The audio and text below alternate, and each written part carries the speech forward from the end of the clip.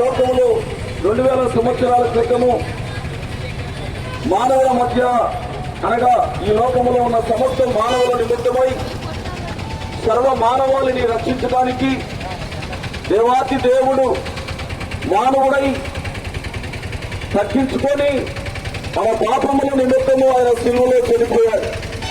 కనుక సర్వ పాప పరిహారార్థమని సర్వ మానవాళి పాప పరిహారం కొరకు పరిశుద్ధుడైనటువంటి దేవుడు మానవుడిగా ఈ లోకములో మనందరి కొరకు జీవించారు.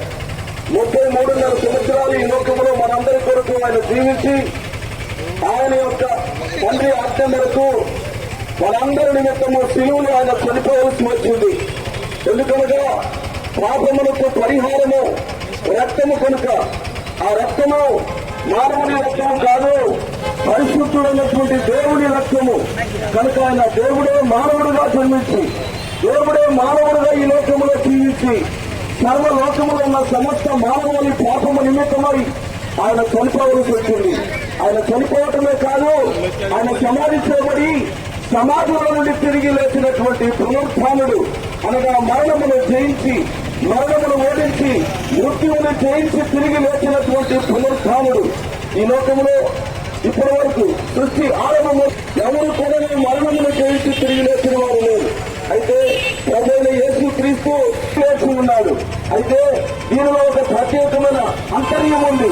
కారణం ఏంటనగా సర్వ మానవాళిని దేవుడు ప్రేమిస్తున్నాడు కనుక ఆయన దేవుడై ఉన్నాడు. అందుకనే ప్రతి మానవునికి సువార్తగా ప్రకటిస్తూ ఉన్నాడు.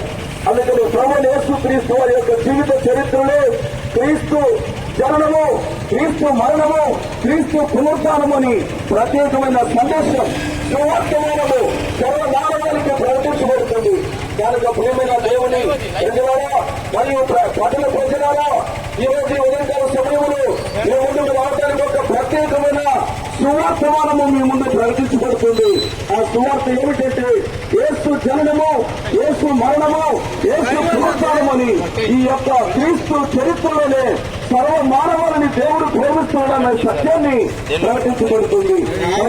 ఈ ఉదయకాల సమయంలో ఈ రన్ ఫర్ జీసస్ అనే కార్యక్రమాన్ని మీ ముందుకు తీసుకురావడంలో ముఖ్య ఉద్దేశం ఏంటంటే ప్రతి ఒక్కరూ యేసు వెంట పరిగెత్తాలని, యేసు వెంట ప్రవేశించాలని, యేసు వెంట ప్రయాణం చేయాలని, యేసు క్రీస్తు నుండి శ్వాసం వచ్చిన ప్రతి వారు నశింపక నిత్య జీవం పొందుతారని సువార్త ప్రకటించబడుతుంది.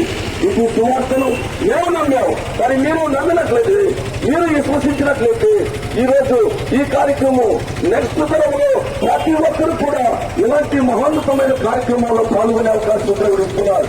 దేవుని ఉదయకాల సమయంలో ప్రార్థించబడిన మాటలు దేవుడు దీవించును గాక. ఆమేన్.